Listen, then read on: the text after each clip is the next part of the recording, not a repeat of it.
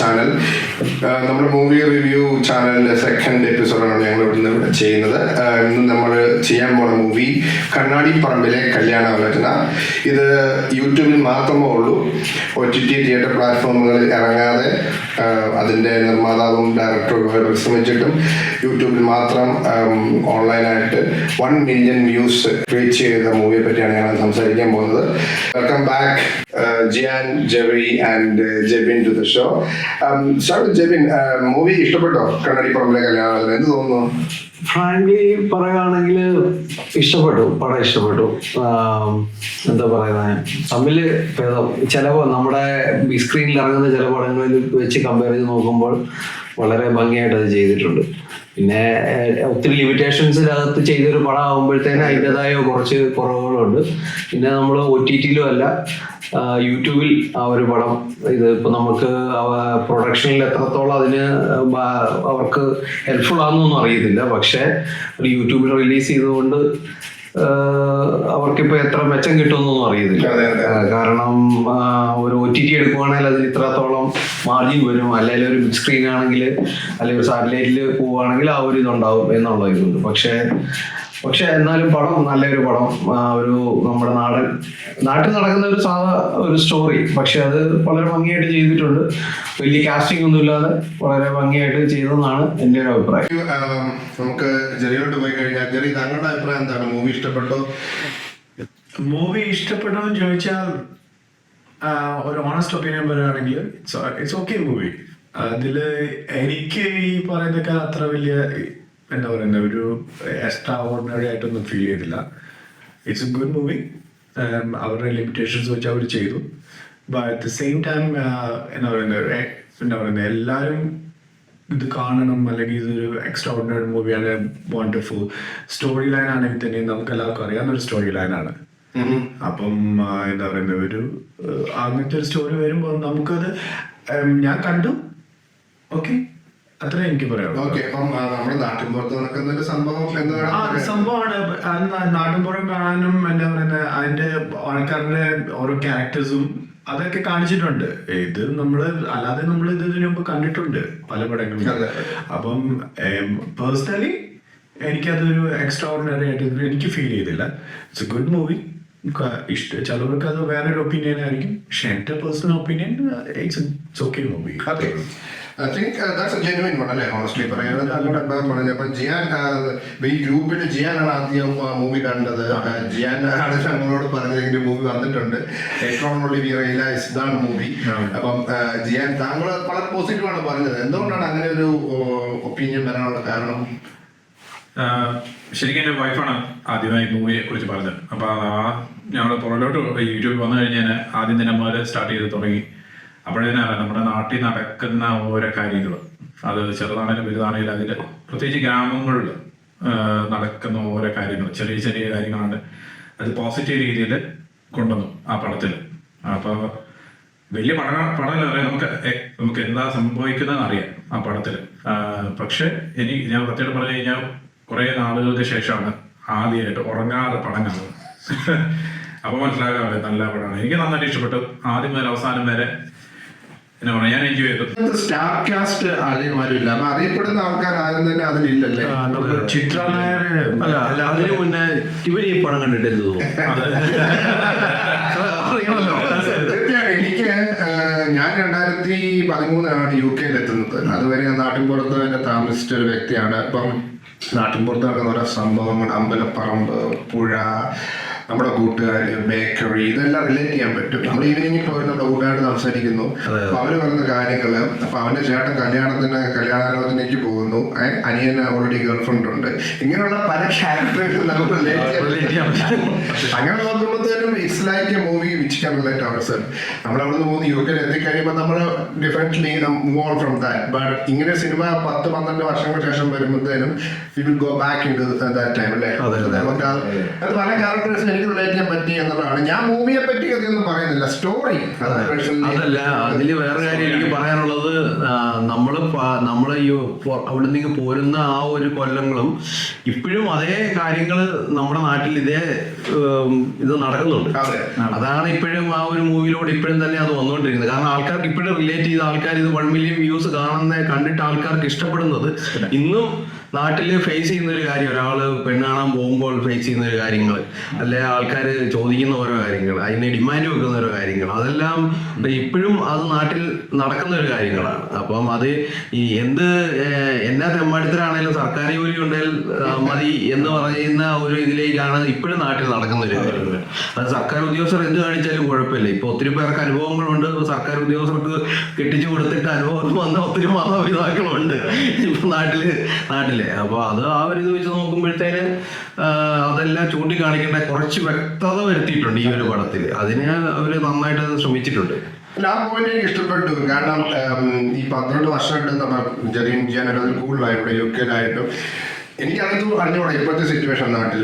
ഇപ്പോഴും ഇങ്ങനെ ഒരു ക്യാരക്ടർ അല്ലെങ്കിൽ ഒരു സിറ്റുവേഷൻ, അതായത് സൊസൈറ്റിയിൽ ചലഞ്ച് ഉണ്ടെങ്കിൽ, പക്ഷെ അതിന് വേറൊരു ഇമ്പോർട്ടൻറ്റ് പാർട്ടാണോ കണ്ണൂരിലാണ് സിനിമ നടക്കുന്നത്. അപ്പം it's regional wise cinema, but other റീജിയൻസിനും മറ്റു സംസ്ഥാനങ്ങളിൽ മറ്റ് ജില്ലകളിലും ഇത് നടക്കുന്നുണ്ടെങ്കിൽ അല്ല, അതുകൊണ്ടാണല്ലോ ഇത് ഇത്രയും ആൾക്കാരിലേക്ക് എത്തിപ്പെട്ടത്. കാരണം ഇതൊരു ജില്ലകളിൽ ഒതുങ്ങുന്ന ഒരു ഏരിയയെ മാത്രം ഒതുങ്ങുന്ന ഒരു ഇതല്ല, എല്ലാ നാട്ടിലും നടക്കുന്ന ഒരു കാര്യങ്ങളാണ്. ഒരു മെയിനായിട്ടുള്ള ഒരു കാര്യമാണ് ഇതിൻ്റെ അകത്ത് അവർ ചൂണ്ടിക്കാണിച്ചുകൊണ്ടിരിക്കുന്നത്. ഈവനായി ഇപ്പൊ സ്റ്റീവ് പറഞ്ഞ പോലെ നമ്മുടെ പഴയ കാലങ്ങളിലേക്ക് പോയത്, ഈ കുറെ റിലേറ്റ് ചെയ്യാൻ പറ്റിയത്, നമ്മൾ പിന്നെ അമ്പലത്തറയിലൊക്കെ പോയിരിക്കുന്നത് നമ്മുടെ ചെറുപ്പകാലങ്ങളിൽ, അതൊരു വലിയൊരു പഴയ കാര്യങ്ങളൊക്കെ നേരത്തെ പോയി പറഞ്ഞ പോലെ തന്നെ നമ്മൾ ആ മെമ്മറീസ് നമ്മുടെ പുഴയിലോട്ട് പോയി. അതാണ് ഞാനും വൈഫായിട്ട് ഇത് പറഞ്ഞു തന്നെ. ഇതൊക്കെ കാണുമ്പോൾ തന്നെ നമ്മുടെ പഴയ കാര്യങ്ങളിലേക്ക് പോകുന്നത്, അതൊക്കെ എന്തൊരു നമ്മള് ശരിക്കും ലൈഫ് എൻജോയ് ചെയ്ത കാര്യങ്ങളാണ്. ഇപ്പൊ എപ്പോഴത്തെ പിള്ളേർ അങ്ങനെ സംഭവിക്കത്തില്ലല്ലോ. പക്ഷെ എന്നാലും നന്നായിട്ട് കാസ്റ്റ് എന്താണെങ്കിലും ആക്ടിങ് ആണെങ്കിലും എല്ലാം നന്നായിട്ട് ചെയ്തിട്ടുണ്ട്. ഓരോ വ്യക്തികളും നന്നായിട്ട് ആക്ട് ചെയ്തിട്ടുണ്ട്. അതാണ് നമുക്ക് അതിലേക്ക് തന്നെ നമുക്ക് പടത്തിലേക്ക് നമ്മൾ തന്നെ ഇരുന്നു പോകുന്നു. ഓക്കെ, പക്ഷെ എനിക്ക് തോന്നുന്നു ജെറിക്കൊരു ഡിഫറെന്റ് വ്യൂസ് ഉണ്ട് അല്ലേ? കാരണം നൊസ്റ്റാൾജിയ എല്ലാവർക്കും ഉള്ളതാണ്. കാരണം എസ്പെഷ്യലി അന്യനാട്ടിൽ താമസിക്കാൻ നമുക്ക് നൊസ്റ്റാൾജിയ ഒരു വലിയൊരു ഘടകമാണ് നമ്മുടെ ലൈഫിൽ. എസ്പെഷ്യലി നമ്മൾ 4 പേരും നമ്മുടെ പ്രൈം ടൈമിൽ, അതായത് നമ്മുടെ ലൈഫിന്റെ പ്രൈം ടൈമിൽ we were in India, in Kerala. അപ്പം ആ സമയത്ത് നമ്മൾ എൻജോയ് ചെയ്ത് പല കാര്യങ്ങളും ഇന്നത്തെ ന്യൂ ജനറേഷൻ നഷ്ടപ്പെട്ടുകൊണ്ടിരിക്കുന്നു. ഇപ്പം അമ്പലത്തിൽ പോകുന്നതായാലും അമ്പലത്തറയിൽ ഇരിക്കുന്നതായാലും അല്ലെങ്കിൽ നമ്മൾ വഴിയിൽ നമ്മുടെ ഫ്രണ്ട്സിനെ മീറ്റ് ചെയ്യുന്നത്, അതൊന്നും നമുക്ക് ഫോണില്ല. അന്നപ്പോൾ നമ്മുടെ കൂടുതലും നമ്മുടെ ബന്ധങ്ങളെല്ലാം നേരിട്ടുള്ളതായിരുന്നു. അപ്പം നമ്മൾ നമ്മുടെ ഫ്രണ്ട്സിൻ്റെ കൂടെ പോകുന്നു, ഫ്രണ്ട്സിൻ്റെ കൂടെ എൻജോയ് ചെയ്യുന്നു, ഇതൊക്കെയുണ്ട്. പക്ഷേ നൊസ്റ്റാൾജിയ ഉണ്ടെങ്കിലും എനിക്ക് പടത്തിനകത്ത് ഞാൻ വീണ്ടും പറയുകയാണ്, എനിക്ക് അതിലൊരു എക്സ്ട്രോർഡിനറി ആയിട്ട് ഫീൽ ചെയ്തില്ല. കാരണം it's A movie about Kerala. അതാണ് എനിക്ക് ഫീൽ ചെയ്തത്. അതിൻ്റെ അത് ഡൗറിയെ കുറിച്ചുണ്ട്, പെണ്ണ് കാണാൻ പോകുന്നതിനെ കുറിച്ചുണ്ട്, റിലേഷൻഷിപ്സിനെ കുറിച്ചുണ്ട്, ക്യാരക്ടർ ചേഞ്ചസ് ഉണ്ട്. പിന്നെ നാട്ടുമ്പുറം നമുക്ക് എന്തൊരു വീക്ക്നെസ് ആണ്.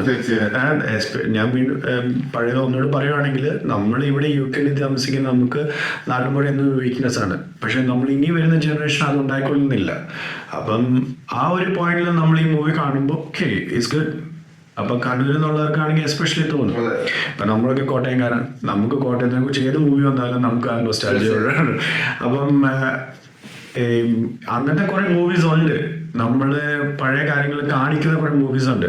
അപ്പം അതില് ഈ ഇതിന്റെ ബാക്ക്ഗ്രൗണ്ടിൽ വർക്ക് ചെയ്ത ഡയറക്ടറായാലും പ്രൊഡ്യൂസറും എല്ലാവരും ഉണ്ടെങ്കിലും അവർ നന്നായിട്ട് ചെയ്തു. അവരെ കൊണ്ട് നല്ലപോലെ ചെയ്തെന്നാണ് എൻ്റെ ഒരു വിശ്വാസം. But again, it's not an extraordinary movie. For me, it's not an extraordinary movie. അത് ഞാൻ വിയോജിക്കുക. കാരണം ആ ഒരു എക്സ്ട്രാ ഓർഡിനറി എന്ന് പറയുന്നത് ഈ ഒരു പ്രൊജക്റ്റിലോട്ട് നമുക്ക് കൊണ്ടുവരാനായിട്ട് എത്രത്തോളം പറ്റുമെന്ന്, കാരണം അതിനുള്ളൊരു ക്രൂ അല്ല ഇതിൽ വർക്ക് ചെയ്യുന്നത്. ഒരു എക്സ്ട്രാ ഓർഡിനറി ഇന്നത്തെ കാലത്ത് നമ്മുടെ മലയാളത്തിൽ ഒരു എക്സ്ട്രാ ഓർഡിനറി മൂവി വരണമെങ്കിൽ ഇത് അഫ്കോഴ്സ് ഇതൊരു മാസ് മൂവി ആയിരിക്കണം, എന്നാൽ മാത്രമേ ഉള്ളൂ. അത്ര വലിയൊരു മൂവി വന്നിട്ട് പോലും പല മൂവികളും ഇതായി പോവാണ്. കാരണം ഇത്രയും കുറഞ്ഞ പ്രൊഡക്ഷനിൽ ഇത്രയും കുറഞ്ഞ കാസ്റ്റും വെച്ച് ഒരു പുതിയ ആൾക്കാരെയും വെച്ച് ഇങ്ങനെ ഒരു മൂവി ചെയ്യുമ്പോഴത്തേക്കും അവർക്ക് പറ്റുന്ന അവരുടെ ലിമിറ്റേഷൻസ് വെച്ച് ഒരു ചെറിയ കഥയെടുത്ത് വളരെ ഭംഗിയായിട്ട് ആൾക്കാരിലേക്ക് റീച്ച് ചെയ്യുക എന്നുള്ളത് മാത്രമേ അവരെ കൊണ്ട് പറ്റത്തുള്ളൂ. കാരണം ഈ ഒരു ഡയറക്ടർ ഒത്തിരി വർഷങ്ങളായിട്ട് സ്ട്രഗിൾ ചെയ്തിട്ട് ആള് ഒരു ഇതിലേക്ക് എത്തിയതാണ്. അപ്പം അത് വേറെ അയാൾക്കൊരു മീഡിയ ഇല്ല, ഒരാൾ സപ്പോർട്ടറല്ല ഒന്നും അയാൾക്ക് ഒന്ന് പുറത്ത് ആൾക്കാരെ കാണിക്കാൻ. ഇപ്പൊ ആകെയുള്ളൊരു മീഡിയ യൂട്യൂബാണ്. നാളെ ഇപ്പൊ ഒരു യൂട്യൂബ് പെയ്ഡ് എന്നുള്ള ഒരു ഇതിലേക്ക് വരുവാണെങ്കിൽ പോലും ഒരാൾക്ക് വീഡിയോ അപ്ലോഡ് ചെയ്യാൻ പറ്റത്തില്ല, അതിന് പേ ചെയ്യണമെന്ന് പറഞ്ഞാൽ പോലും ഇങ്ങനെയുള്ള ഒത്തിരി പേരുടെ ഇതാണ് ചാൻസസ് ആണ് നഷ്ടപ്പെട്ടു പോകുന്നത്. അപ്പൊ അത് ഞാൻ പറഞ്ഞതിൽ okay I can understand your point, but at the same time നമുക്ക് ആർക്കും സപ്പോർട്ട് ഇല്ലെങ്കിലും eventually he got some support അല്ലേ. ഒരു പ്രൊഡ്യൂസറിന്റെ സപ്പോർട്ടും ഒരു ക്രൂവും ഉണ്ടായിരുന്നു. അപ്പം ഇപ്പൊ ജെമി പറഞ്ഞു അല്ലേ, വർഷങ്ങളായിട്ട് മനസ്സിലൊരു ആഗ്രഹം കൊണ്ട് നടക്കുന്ന ഒരാൾ ഈ ഷുഡ് ബി വെൽ പ്രിപ്പയർഡ്. അപ്പം ഈ പടത്തിൽ കുറെ പോരായ്മകളുണ്ട്. അതൊക്കെ ഞാനിവിടെ നിന്ന് ഇങ്ങനെ പറയാൻ എളുപ്പമായിരിക്കും. എനിക്കറിയാം it's very difficult to make a movie. നമുക്ക് എല്ലാവർക്കും അറിയുന്ന കാര്യമാണ്. ഇപ്പം ബ്രഹ്മാണ്ഡ ചിത്രമായാലും നമ്മളൊരു ലോ ബഡ്ജറ്റ് മൂവി ആണെങ്കിൽ എന്തായാലും ഒരു പടം എടുക്കുന്നത് ഈ ഡിഫിക്കൽട്ടുള്ള കാര്യമാണ്. എൻ്റെ അഭിപ്രായം എന്ന് പറഞ്ഞാൽ ഇതൊരു ഗുഡ് സ്റ്റോറിയാണ്, ഗുഡ് മൂവിയാണ്. ഞാൻ അതിനെക്കുറിച്ച് ബാഡ് മൂവിയാണെന്ന് ഞാൻ പറയുന്നില്ല. ബട്ട് എന്താ പറയുന്നത്, ഒരു ആൾക്കാർ പറയുന്ന ഒരു ഹൈപ്പ് എനിക്ക് ഫീൽ ചെയ്തില്ല. അപ്പൊ ഞാൻ കണ്ടു, ഓക്കെ ഗുഡ് മൂവി. എനിക്ക് നാടിനെ കണ്ടു, നാട് കണ്ടു, എനിക്ക് ഇഷ്ടമായി. അതിൻ്റെ ആക്ടേഴ്സ് ചിലവർക്ക് കുറച്ച് പോരായ്മകളുണ്ട്, പക്ഷെ ചിലവർ നല്ലപോലെ ചെയ്തു. ചിത്ര നായർ നമുക്കിപ്പോൾ എല്ലാവർക്കും നല്ലപോലെ അറിയാവുന്ന ഒരു നടിയാണ്. താങ്കോട് കേസിൻ്റെ അകത്ത് വളരെ ബ്യൂട്ടിഫുൾ ആയിട്ട് വളരെ നന്നായിട്ട് അഭിനയിച്ച ഒരു ആക്ട്രസ് ആണ്. അപ്പോൾ ചിത്ര നായർ അതിൻ്റെ അകത്തുണ്ട്. അപ്പം ചില കാര്യങ്ങൾ അതിൻ്റെ അകത്ത് എനിക്ക് എന്താ പറയുന്നത് ഒരു ജോയിൻറ്റ് ഫീൽ ചെയ്തില്ല. ഓക്കെ, ഇപ്പം ചിലപ്പോൾ അത് അതിൻ്റെ അകത്ത് എന്നാ പറയുന്നത് എഡിറ്റിങ്ങിലായിരിക്കും, അല്ലെങ്കിൽ എന്തെങ്കിലും കഥയിലെ എന്തെങ്കിലുമായിരിക്കും. ബട്ട് അതിൻ്റെ അകത്ത് couple of characters, if I may say the friend, അതായത് മെയിൻ ക്യാരക്ടറിന്റെ ഫ്രണ്ട്, പിന്നെ അവിടെ അച്ഛൻ, മെയിൻ ക്യാരക്ടറിന്റെ അച്ഛൻ, ഇവർ രണ്ടുപേരും എക്സ്ട്രാ ഓർഡിനറി ആയിരുന്നു ആക്ച്വലി. കാരണം എസ്പെഷ്യലി ആ ഫ്രണ്ടിനെ കുറിച്ചാണ് എനിക്ക് പറയാനുള്ളത്. കാരണം ആ ഒരു പുള്ളിക്കാരൻ എന്നാ പറയുന്നത് ആ ഒരു ക്യാരക്ടർ ചെയ്തത് വളരെ ബ്യൂട്ടിഫുൾ ആയിട്ടാണ് ചെയ്തത്. കാരണം നമ്മളൊരു ഫ്രണ്ടിൽ നിന്ന് എന്താണ് എക്സ്പെക്ട് ചെയ്യുന്നത് അതാണ് അവിടെ കാണിച്ചിരിക്കുന്നത്. അത് വളരെ നൈസായിട്ട് പ്രൊട്രേറ്റ് ചെയ്തിട്ടുണ്ട് ആ മൂവിയിൽ. And I absolutely loved it. അതെന്നെ ഓണസ്റ്റ്. അതെ, എനിക്ക് തോന്നുന്നു പോസിറ്റീവ്സ് ഉണ്ട്, നെഗറ്റീവ്സ് ഉണ്ട്. ക്യാരക്ടർ വൈസ് ചെയ്തതാണെങ്കിലും പറഞ്ഞ പോലെ പലരും നല്ല രീതിയിൽ ചെയ്തിട്ടുണ്ട്. അത് അവരുടെ എക്സ്പീരിയൻസ്. അതാ ഞാൻ പറയാൻ പോകുന്നത്. കാരണം നന്നായിട്ട് ചെയ്തവരെല്ലാം എക്സ്പീരിയൻസ്ഡ് ആൾക്കാരാണ്. ഇപ്പൊ ഈ സുഹൃത്ത് എന്ന് പറഞ്ഞ ആള് എക്സ്പീരിയൻസ്ഡ് ആണ്. അവര് ഒത്തിരി പല ഷോർട്ട് ഫിലിംസിലോ പല സ്ഥലങ്ങളിലും കണ്ടൊരു മുഖമാണ്. പിന്നെ ഈ ചിത്ര നായർ അറിയാം, ഈ അച്ഛന്റെ റോൾ ചെയ്തത് നന്നായിട്ട്. ഞാനൊരു അഭിനയത്തിനെ കുറിച്ചല്ല പറഞ്ഞ അത് അവരുടെ എക്സ്പീരിയൻസ് ആണ് അവർക്ക് ആ ക്യാരക്ടർ ചെയ്തേക്കുന്നത്, അതായത് ആ ക്യാരക്ടർ എഴുതിയേക്കുന്നത് വളരെ നല്ലതാണ്. കാരണം അതിനകത്ത് മെയിൻ ക്യാരക്ടറിന് ഒരു ആവശ്യം വരുമ്പോൾ അങ്ങനെ ഒരു സപ്പോർട്ടിങ് ക്യാരക്ടർ ആക്ടിങ് ഒക്കെ എല്ലാവർക്കും നല്ല അഭിനയിച്ചിട്ടുണ്ട്. അപ്പൊ ഞാൻ പറയുന്ന ആ സ്ക്രീൻ പ്ലേയിൽ അത് വളരെ ബ്യൂട്ടിഫുൾ ആയിട്ട് ചെയ്തിട്ടുണ്ട്. കാരണം ഒരു സിറ്റുവേഷനിൽ എന്താ പറയുക നായകനോട് പറയുന്നുണ്ട്, വളരെ ക്ലിയർ ആയിട്ട് പറയുന്നുണ്ട്, നീ ഇത് ചെയ്യരുത്. ബട്ട് അഗെയിൻ ആ പക്ഷെ നാട്ടിൻപുറത്തെ സിസ്റ്റം ആയതുകൊണ്ട് അതാണ് ഇവിടെ നടക്കുന്നത്. എനിക്ക് തോന്നുന്നു സ്ക്രീൻ പ്ലേ പ്രൊഡക്ഷൻ എല്ലാം സിജിനാണ് ചെയ്തിരിക്കുന്നത്. അതെ. അപ്പം ഡയറക്ടർ ജിതിൻ അല്ലേ? അപ്പം ഇതെല്ലാം എനിക്ക് തോന്നുന്നു ഇവരെല്ലാവരും തന്നെ ന്യൂ കമേഴ്സ് ആണ്, ഷോർട്ട് ഫിലിമുകളിലായിരിക്കും. പക്ഷേ പേഴ്സണലി ഐ തിങ്ക് ഈ മൂവി ഇതൊരു സിനിമ എന്ന് പറയാൻ പറ്റുമെന്ന് എനിക്ക് അറിഞ്ഞു. ഇവിടെ കണ്ടത് 1.5 മണിക്കൂറല്ലേ ഉള്ളൂ. ഷോർട്ട് ഫിലിമിന് എക്സ്ക്ലൂഷൻ വേണമെന്നുള്ള പറയാം. ഷോർട്ട് ഫിലിം മൂവി ആണോ ചോദിച്ചു കഴിഞ്ഞാൽ it could be A movie. But 1.5 മണിക്കൂർ ഒരു സിനിമ കാണണമെന്ന് പറഞ്ഞു കഴിഞ്ഞാൽ മലയാളികൾ 2.5 മണിക്കൂർ കണ്ടുകൊണ്ടിരിക്കുന്ന സിനിമകളാണ് നമ്മള്. പാട്ടിനകത്ത് 5 പാട്ടുണ്ട്, സ്റ്റണ്ടോട്ട് ഇതിനകത്ത് അതൊന്നുമില്ല. ഇതിനകത്ത് പാട്ടൊക്കെ ഉണ്ട്. പക്ഷെ അത് വേറൊരു കാര്യം കൂടെ എനിക്ക് ആഡ് ചെയ്യാൻ താല്പര്യപ്പെടുകയാണ്. അതിനകത്ത് അമ്മയായിട്ട് അഭിനയിച്ചത് പുള്ളിക്കാരത്തിന് ആ ക്യാരക്ടർ ചേഞ്ച് അത് പുള്ളിക്കാരത്തിന്റെ സ്ക്രീൻ പ്ലേയിലാണെങ്കിലും വളരെ ബ്യൂട്ടിഫുൾ ആയിട്ടുണ്ട്. കാരണം വിതിൻ സെക്കൻഡ്സ് ഒരാൾ നാട്ടിൽ എങ്ങനെയാണ് മാറുന്നത്, തനി നാട്ടുമ്പുറക്കാരി, അതാണ് അവിടെ കാണിക്കുന്നത്. അത് വളരെ ബ്യൂട്ടിഫുൾ. അതായിരുന്നു എനിക്ക് അതിൻ്റെ അകത്ത് ആ മൂവിയിൽ ഫണി ആയിട്ട് തോന്നിയത്. പിന്നെ എനിക്ക് എടുത്തു പറയാനുള്ളത് നേരത്തെ പറഞ്ഞ വിനോദ് എന്ന് പറയുന്ന മെയിൻ ക്യാരക്ടർ, പിന്നെ വിനോദിന്റെ ഫ്രണ്ട് അഭിനയിച്ച ആൾ, പിന്നെ അച്ഛൻ. ഈ 3 ക്യാരക്ടേഴ്സാണ് എനിക്ക് ഏറ്റവും ഇഷ്ടപ്പെട്ടത്. കാരണം അവരുടെ എന്താ പറയുന്നത് വെരി നാച്ചുറൽ ആയിട്ടുള്ള അഭിനയം. പിന്നെ മെയിൻ ക്യാരക്ടർ ചെയ്തത് വിനോദ് എന്ന് പറയുന്ന ആ പടത്തിലെ ക്യാരക്ടർ. അവനാണ് ആ ചെറുപ്പക്കാര് അനുഭവിക്കുന്ന ഓരോ കാര്യങ്ങൾ, കല്യാണം കഴിക്കാൻ പറ്റാത്ത ഒരു സ്ഥിതി വരുന്നത് ലേറ്റർ ആണെങ്കിൽ, എന്നിട്ട് ഓരോ ചോദ്യങ്ങൾ ചോദിക്കുന്നു, എന്നിങ്ങനെ കല്യാണം കഴിക്കാത്ത അങ്ങനത്തെ വരുന്നത്, അതൊക്കെയാണ് അവിടെ ഇപ്പോഴും സംഭവിക്കുന്ന കാര്യങ്ങൾ. അത് നന്നായിട്ട് നേരത്തെ ചെറിയ പറഞ്ഞ ബോഡി അതിനകത്ത് പോർട്രേറ്റ് ചെയ്ത് നന്നായിട്ട് സ്ക്രീൻ പ്ലേ എല്ലാവരും അതിൽ ഓരോ ആക്ടേഴ്സ് നന്നായിട്ട് ചെയ്തു. അതാണ് എനിക്ക് കൂടുതൽ പടം ഇഷ്ടപ്പെടാനുള്ളത്. എനിക്ക് എങ്ങനെയാണ് ഈ പറയുന്ന പോലെ നാട്ടിൻ പുറത്ത് നടക്കുന്ന ഒരു സംഭവമായോട് നമുക്ക് റിലേറ്റ് ചെയ്യാൻ പറ്റുന്നു. എനിക്ക് തോന്നുന്നു അതിൽ കൂടുതൽ അതിലില്ല. എന്താണ് അവർക്ക് ഇനി ഒരു സെക്കൻഡ് മൂവി ചെയ്യുമ്പോൾ അവർക്ക് ഇതിൽ നോക്കിയിട്ട് ഇതിൻ്റെ അത് കുറെ പോരായ്മകളുണ്ട്. അപ്പൊ അവർക്ക് ബെറ്റർ ആക്കാൻ പറ്റും. ഹോപ്പ്ഫുള്ളി ഈ ഒരു പ്ലാറ്റ്ഫോമിൽ അവർ റിലീസ് ചെയ്ത് കഴിഞ്ഞ് ആൾക്കാരെ കണ്ടിട്ട് ഇങ്ങനത്തെ കഴിവുള്ള ആൾക്കാരെ സപ്പോർട്ട് ചെയ്യുക. അതാണ് ചെയ്യേണ്ടത്. കാരണം യൂട്യൂബിൽ മാത്രം ഇറങ്ങി പോയ ഒരു മൂവിയാണ്. മുടക്കി മുതൽ തിരിച്ചു കിട്ടുമ്പോൾ തന്നെ കാരണം 1 മില്യൺ കിട്ടിയാൽ തന്നെ ആ ചാനലിന്റെ ഒരു ഇത് വെച്ചത് അത് നമ്മുടെ മലയാള ഇൻഡസ്ട്രിക്ക് ചെയ്യാൻ പറ്റുന്ന ഒരു കാര്യമാണ്. കാരണം ഈ എന്താ പറയുന്നത് പൈസ അല്ലാതെ അറ്റ് ദ സെയിം ടൈം ഇതുപോലെ എന്താ പറയുന്നത് ഇങ്ങനെ കഴിവുള്ള ആക്ടേഴ്സിന് ഒരു പ്ലാറ്റ്ഫോം കൂടി കൊടുക്കണം. അവരുടെ മൂവി തിയേറ്ററിൽ വരണം. ആൾക്കാർക്ക് താല്പര്യമായിട്ട് പോയി കണ്ടോട്ടെ. എനിക്ക് തോന്നുന്നത് പ്രൊഡ്യൂസർ ഓൾറെഡി ഫേസ്ബുക്കിലേക്ക് നോട്ട് ചെയ്തിട്ടുണ്ട്. പുള്ളി പലരെ സമീപിച്ചു, തിയേറ്ററുകളെ സമീപിച്ചു, അവിടെ നിന്നും പോസിറ്റീവ് റിസൾട്ട് അത് OTT പ്ലാറ്റ്ഫോംസിനെ സമീപിച്ചു.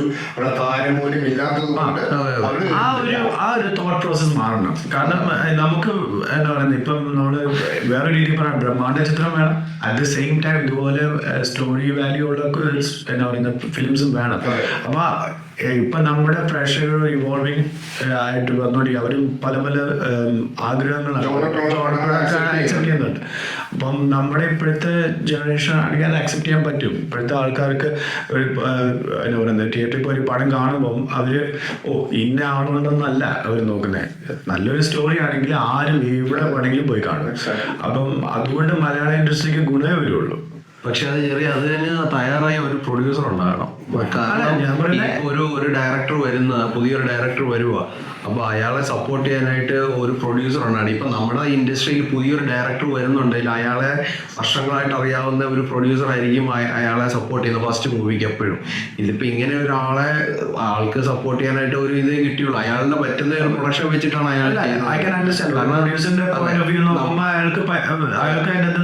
പ്രോഫിറ്റ് കിട്ടണം.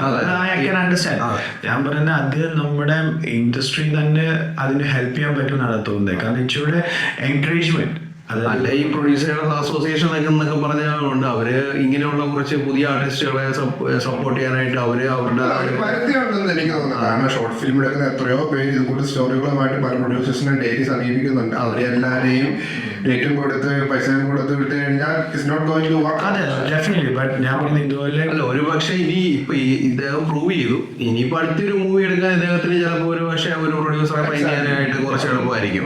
കാരണം ഓൾറെഡി ഇപ്പൊ പ്രൂവ്ഡ് ആണ് ഇത്ര. ഇനിയിപ്പോ ഇത് എന്താണെങ്കിലും ഈ വ്യൂസ് കൂടത്തേ ഉള്ളൂ. അപ്പൊ അതുകൊണ്ട് എന്തുകൊണ്ടും ഇനി മേ ബി OTT പ്ലാറ്റ്ഫോം ചിലപ്പോൾ ഈ മൂവിക്ക് തന്നെ വേണ്ടി ഒരു പക്ഷെ സമീപിക്കും. അതൊക്കെ കാരണം ഓൾറെഡി ആളിന് ഇപ്പൊ പ്രൂവ്ഡ് ആണ്. അതുകൊണ്ട് എന്തുകൊണ്ട് നല്ലതേ ഇനിയും ഉണ്ടാകത്തുള്ളൂ ആൾക്ക്. പക്ഷേ ഇതൊരു എക്സാമ്പിൾ ആയിക്കോട്ടെ. കാരണം ഇനിയും ഇറ്റ്സ് നോട്ട് ഫീസിബിൾ. കാരണം എല്ലാവർക്കും അവസരം കൊടുക്കാൻ പറ്റത്തില്ല. പക്ഷെ നല്ല നല്ല സ്റ്റോറീസ് ഉണ്ടെങ്കിൽ if it's worth creating such A movie, അത് നമ്മുടെ മലയാളം ഇൻഡസ്ട്രി തന്നെ എല്ലാവരും ഹെൽപ്പ് ചെയ്ത് അങ്ങനെ ക്രിയേറ്റ് ചെയ്യണം. അതാണ് ഞാൻ ഉദ്ദേശിക്കുന്നത്. അല്ലാതെ എനിക്ക് തോന്നുന്നത് യൂട്യൂബിൽ കുറച്ചും കൂടി ഇനി മലയാളം മൂവീസ് ഇതുപോലത്തെ മൂവി വരാൻ സാധ്യതയുണ്ട്. കാരണം ഇതൊരു വഴിതിരിവായിരിക്കും, ഒരു ട്രെൻഡ് സെറ്റർ ആയിരിക്കും ഒരു പക്ഷേ വരാനായിട്ട് ഒത്തിരി സാധ്യത കാണുന്നുണ്ട്. കാരണം ഒത്തിരി ആൾക്കാർ ഇങ്ങനെ പ്രൊഡ്യൂസറിനെയും കിട്ടാൻ നല്ല കഴിവുള്ളവരിങ്ങനെ ഉണ്ട്. ഒത്തിരി പേര് വർഷങ്ങളായിട്ട് ഓരോരോ പ്ലാറ്റ്ഫോം പുതിയതായിട്ട് വന്നുകൊണ്ടിരിക്കുമ്പോഴാണല്ലോ ഓരോ ഇത് വന്നുകൊണ്ടിരിക്കുന്നത്. അപ്പൊ അതിനനുസരിച്ചിട്ട് ഇനി വരും എന്നുള്ള ഒരു വിശ്വാസമാണ് എനിക്കുള്ളത്. വേറൊരു പോയിന്റ് പറയാനുണ്ട്. ഇപ്പം 1 മില്യൺ വ്യൂസ് കിട്ടിയാൽ അതിനെ ഒരു ഡേറ്റ അനാലിസിന്റെ മൈൻഡ് സെറ്റ് എടുത്ത് കഴിഞ്ഞാൽ എത്ര പെർസെന്റേജ് ആണ് പുറത്തുനിന്നുള്ള ആൾക്കാർ. ഇപ്പം നമ്മൾ UK, US, ഓസ്ട്രേലിയ പോലെ ഇമിഗ്രൻസ് മലയാളീസ് അവർ കാണുന്നു, അല്ലെങ്കിൽ വെട്ടിലിസ്റ്റുള്ളവർ കാണുന്നു, എത്ര ശതമാനം നാട്ടിൽ നിന്ന് കാണുന്നു എന്ന് എടുത്തു കഴിഞ്ഞാൽ വളരെ ഇമ്പോർട്ടൻറ്റ്. അതാണ് എനിക്ക് തോന്നുന്നു ഈ മൂവി പ്രൊഡ്യൂസേഴ്സിന്റെ അടുത്ത് ചെന്നാൽ ഒരിടത്ത് നിന്ന് അവരെടുക്കാനുണ്ടാകാനുള്ള ഒരു റീസൺസ്. ഇതിന്റെ പ്രൊഡ്യൂസേഴ്സിനും ഡയറക്ടേഴ്സിനും അവരുടെ അനാലിസിസ് എടുക്കുവാണെങ്കിൽ അവർക്ക് അത് വെച്ചുകൊണ്ട് ഫ്യൂച്ചർ ആയിട്ട് ബിസിനസ്സോ അല്ലെങ്കിൽ ഫ്യൂച്ചർ ഫിലിമിലേക്കും റീച്ച് ചെയ്യാൻ വേണ്ടി ഒരു ഓപ്പർച്യൂണിറ്റി ആയിട്ട് വേണമെങ്കിൽ യൂസ് ചെയ്യാം. അത് വേറെ എന്താ, നാട്ടിലുള്ളവർക്ക് ഈ സ്പോയിൽ ഫോർ ചോയ്സസ്, അല്ലെ, ഇഷ്ടം പോലെ മൂവീസ് ഉണ്ട് കാണാൻ, എവിടെയാണെങ്കിലും കാണാൻ. അപ്പം ഇങ്ങനെ ഒരു മൂവിയെ കുറിച്ച് കേൾക്കുവാണെങ്കിൽ ഒന്ന് കണ്ടു നോക്കുക. നമ്മളിപ്പോൾ നമ്മുടെ അഭിപ്രായം പറയുന്നാൽ അവരുടെ അഭിപ്രായം ക്രിയേറ്റ് ചെയ്യുക. അപ്പം അതിപ്പോൾ ടിവി പറഞ്ഞില്ല, നാട്ടിൽ കൂടുതൽ വ്യൂസ് ആണെങ്കിൽ ഒരുപക്ഷെ പ്രൊഡ്യൂസേഴ്സ് അതിനൊരു അവർ തന്നെ ആ വാല്യൂ കൊടുത്ത് മുമ്പോട്ട് വരും. അത് നല്ലൊരു കാര്യമാണ് കേട്ടോ. I completely agree with that. That's very good thing. അപ്പം ഇതാണ് ഞങ്ങളുടെ അഭിപ്രായം, പേഴ്സണൽ വ്യൂ ആണ് ഞങ്ങളുടെ. അതല്ലാതെ ഞാൻ ക്ഷീണമായിട്ട് വരുന്നില്ല. So personally we think it's A good movie, watchable but relatable ആണ്. ഞങ്ങളുടെ ഏജ് ഗ്രൂപ്പിൻ്റെ ആണെന്നോ ഞങ്ങൾ പ്രവാസികളായതുകൊണ്ട് ഞങ്ങൾക്ക് തോന്നുകയാണോ നിങ്ങൾക്ക് തോന്നാം. What ever you think please comment and help us to improve our reviews. See you in another video. Thank you, Jibin. Thank you, Jerry, and thank you, Jian. Bye for now. Thank you.